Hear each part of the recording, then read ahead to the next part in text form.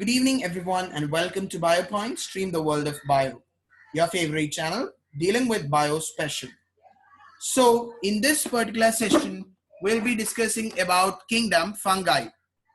Okay, so let's start with our today's super cool and super excited class about kingdom fungi, which is a most important topic in the chapter biological classification. Okay, so let's start. This is a part 3 lecture on kingdom fungi. Okay, so let's move with our super cool class. Kingdom fungi. Okay, one second. Yes, kingdom fungi. They consist of unique kingdom of heterotrophic organism. Kingdom fungi is a unique kingdom of heterotrophic organism. They are cosmopolitan in nature. Cosmopolitan means they are found everywhere. You know one point about the fungi, that is their cell wall is made up of chitin. Their cell wall is made up of chitin. They grow in warm and humid places. For example, you have bread mold, orange rot, mushroom, toadstools, etc. Moreover, the mustard leaf, the white spots on a mustard leaf is also caused by a parasitic fungus. So you have different examples about fungus. Okay, white spots on the mustard leaf is also caused due to a parasitic. You might have seen this rhizopus causing bread mold you have. Then you might have seen this black rods in the orange rods. Then you all may be familiar with this one, mushroom, and last one is toxic mushroom is toadstool. More even, white spots on a mustard leaf is also because of what? A parasitic fungus. Some fungi, although we have poisonous fungi like the toadstools, we have and causing decaying of the food item, we have certain useful fungi such as Penicillium notatum produces conidia exogenously. Okay, asexual reproductive structure, conidia produce exogenously. Okay, it is also an example of a fungi, but that fungi is a source of antibiotic. Then we have certain unicellular fungus like yeast. Yeast is a unicellular fungi which is known as the brewer's yeast or the baker's yeast. Other fungi can cause diseases in plants and animals. For example, wheat rust causing puccinia. Okay, and this puccinia comes under the class Basidiomycetes.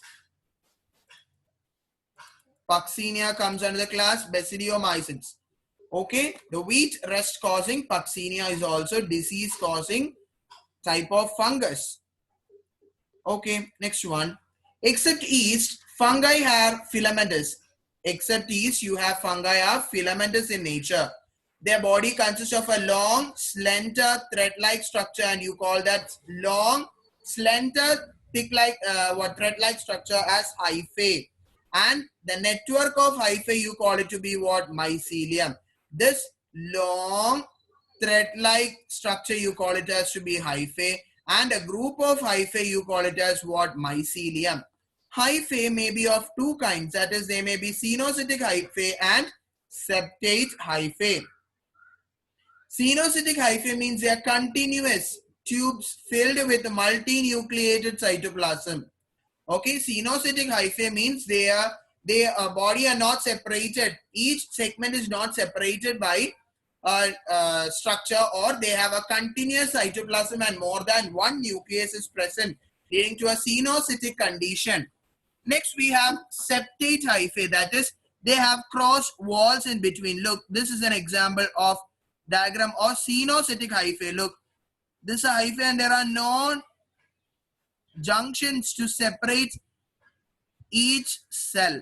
Okay, all of them are what? Connected. All of them are free. Only one cytoplasm. Look, in the case of a septate hyphae means there are only one nuclei in each segment. That is only one nuclei, not xenocytic condition. They are separated by septum or crossword. In the heart, you have the septum or the septal walls, right? Septum. Okay. So, fungal cell wall is made up of chitin or polysaccharides. Fungal cell wall is made up of chitin or polysaccharides. That's also an important point. Okay. Next one, we have most fungi are saprophytic in nature. Most fungi are saprophytic in nature. That is, they absorb the soluble organic matter from the dead substrates. Some are parasites and some live as symbionts. Some live as symbionts and some are parasite. For example, symbiont example is lichen. Lichen is a combination of algae and fungi. We have mycorrhiza. It is a combination of fungi with roots of higher plants.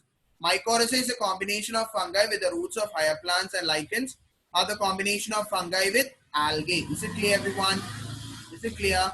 So, let's move with the next one. Okay.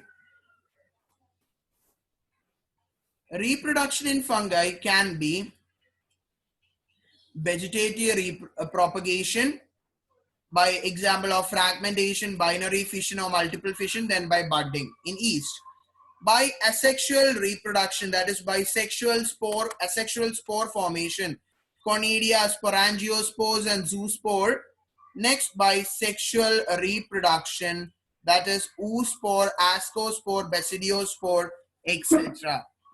Okay, all these are the different modes of reproduction in fungus. First is vegetative propagation. That is, vegetative propagation can take place by fragmentation, fission or budding. Okay, so fragmentation means the fungi will get differentiated into two fragments. Fission takes place in yeast, and also budding is also taking place in yeast.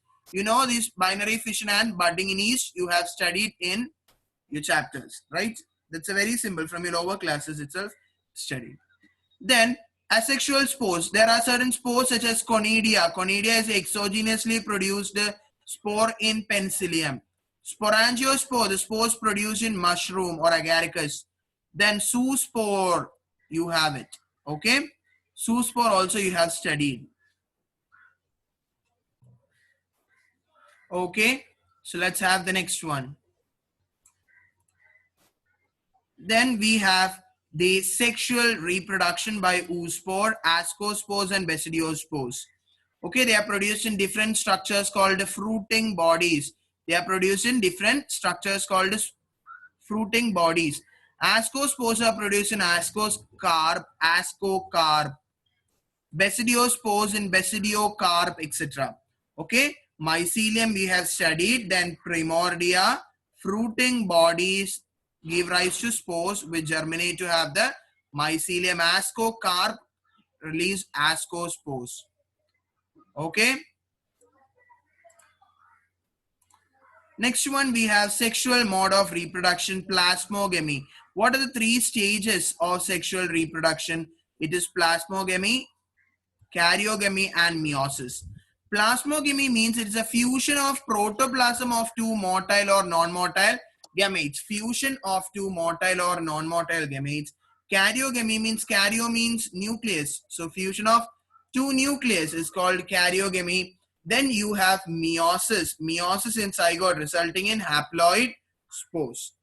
Meiosis takes place in zygote. Plasmogamy, it's a fusion of protoplasm of two motile or non-motile gametes.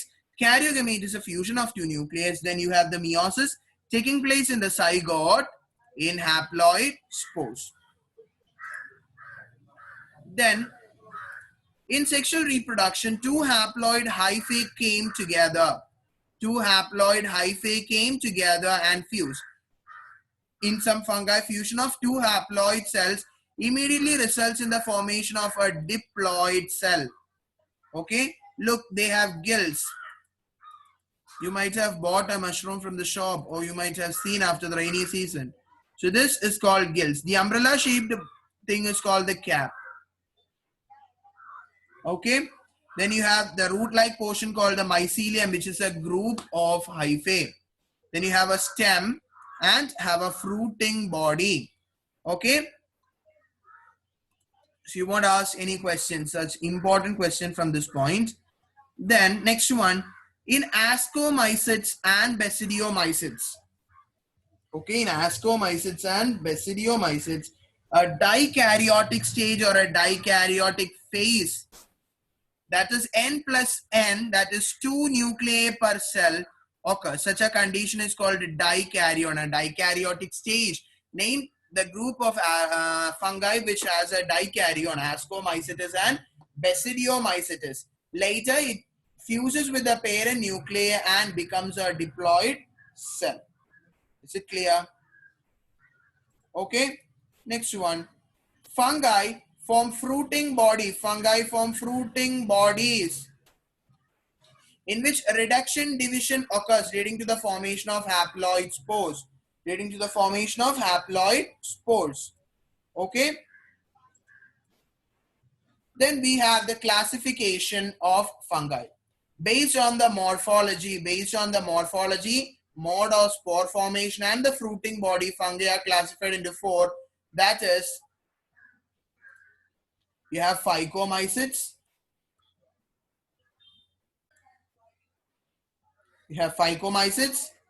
ascomycetes, basidiomycetes, and last one it is deuteriomycetes. Okay, very important. We are moving on to the most important topic of the chapter. First is the phycomycetes, or it is the lower group of fungi. Okay, phycomycetes or the lower group of fungi. They occur in aquatic habits. Okay, phycomycetes, they occur in aquatic habits and on dead and decaying wood. Okay, they occur as obligate parasites on plants. The mycelium may be aseptate and cenocetic. What is cenocetic condition? They may be aseptic. Okay, aseptate. No septum is present in between. So cenoseptic. For example, you have muca, you have rhizopus or the bread mold, and albigo. Albigo is a parasitic fungi that causes white patches on mustard leaf. Okay, it causes white patches on the mustard leaf. Okay, they have a cenocetic hyphae. Look, the examples, take a snapshot for this. You have muca, you have rhizopus, you have albigo, muca, bread mold.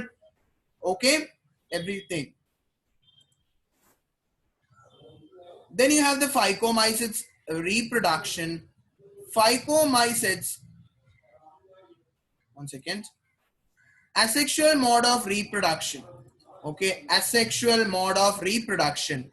Asexual mode of reproduction is by the formation of motile zoospore or by non-motile aplanospores.